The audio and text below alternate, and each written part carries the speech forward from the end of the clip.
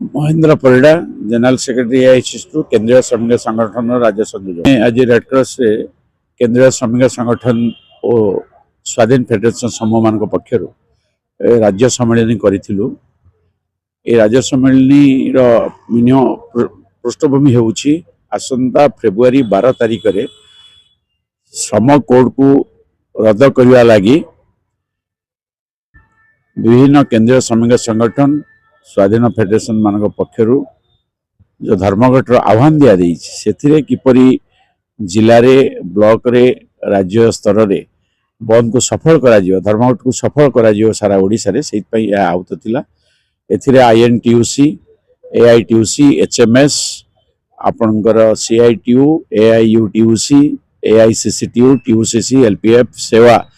प्राय 10टी केंद्रीय श्रमिक संगठन सहित बैंक बीमा सेंट्रल एवं राज्य सरकार कर्मचारी फेडरेशन माने अंशग्रहण करते। आज निष्पत्ति है जे वर्तमान यही बंद को धर्मघट को सफल करने आगामी फेब्रुआरी 7 तारिख भितर विभिन्न जिले में जिला सम्मेलन कर श्रमिक माने जोड़ा बंदर अच्छी रेलवे अच्छी एवं शिल्पांचल अच्छी ये सब मानक आमर अभियान को व्यापक कर स्ट्रीट प्लेट कर पदयात्रा कर वर्कर मान भितर श्रम कोड जो बैड इफेक्ट रही से विषय एजुकेट कर